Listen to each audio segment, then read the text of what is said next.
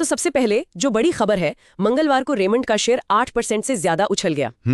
वो खुला 717 रुपए पर और दिन में देखते ही देखते 771.40 रुपए तक पहुंच गया। काफी बड़ा मूव था एक दिन के लिए। और मजे की बात यह है कि ये सिर्फ एक दिन की कहानी नहीं है।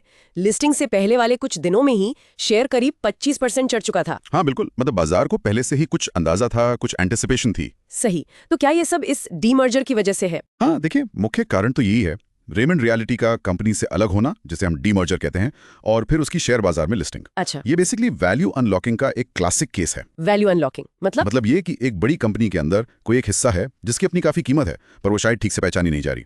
उसको अलग करके लिस्ट करने से उसकी असली कीमत सामने आती है। हाँ, ये तो रेमंड ने पहले भी किया है अपने लाइफस्टाइल बिजनेस के साथ है। एग्जैक्टली, बिल्कुल, और वो काफी सफल रहा था, तो उनके पास इसका तजुर्बा है।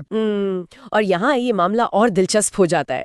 रेमंड रियलिटी के शेयर्स की लिस्टिंग हुई BSE पर 1055 रुपए 20 पैसे पर, और NSE पर 1000 रुपए पर। काफी अच्छी लिस्टिंग हुई। हाँ, और कंपनी खुद इसे अपने ट्रांसफॉर्मेशन का क्या कह रही है, क्राउन ज्वेल, सबसे कीमती हिस्सा। जी, क्राउन ज्वेल, ये शब्द काफी सोच समझकर इस्तेमाल किया गया है। स्रोत बता रहे हैं कि ये कर्ज मुक्त यूनिट है। कर्ज मुक्त, ये तो बड़ी बात है रियल एस्टेट में। बिल्कुल, पूरी तरह से रियल एस्टेट पर ही फोकस्ड है।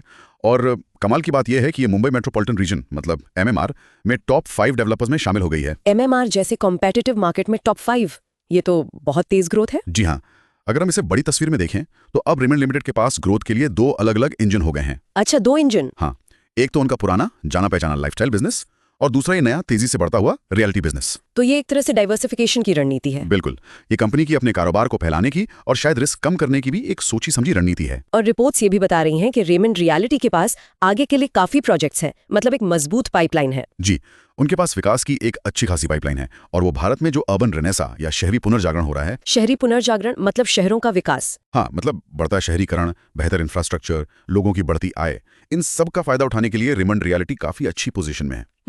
लेकिन यहाँ एक सवाल जरूर उठता है। क्या? कि एक कंपनी जो दशकों से कपड़ों के लिए, शूटिंग्स के लिए जानी जाती है, उसका रियल एस्टेट पे इतना जोर देना, ये कितना सफल होगा? ये फोकस उनके लिए क्या मायने रखता है आगे चलकर? हाँ, ये तो सोचने वाली बात है, पर अभी के लिए तो लगता है बाजार ने इसे काफी पॉजिटिवली लिया है। बिल्कुल, निवेशकों को शायद एक क्लैरिटी पसंद आई है कि अब एक फोकस्ड रियल एस्टेट बिजनेस है, उन्हें इसमें ग्रोथ की संभावना दिख रही है। सही कहा, ये जो उछाल है ये उसी भरोसे को दिखाता है। हाँ, मैनेजमेंट का फोकस भी अब शायद इस पर ज्यादा रहेगा। तो संक्षेप में कहें तो इस डीमर्जर ने क्या किया? इसने एक फोकस्ड रियल एस्टेट कंपनी बनाई, उसकी जो छिपी हुई कीमत थी वो अनलॉक हुई, बाजार ने उसे पहचाना, और नतीजा शेयर की कीमत में उछाल के रूप में सामने आया। बिल्कुल, ये दिखाता है कि कैसे सही कॉर्पोरेट स्ट्रक्चरिंग से वैल्यू क्रिएट हो सकती है। जी,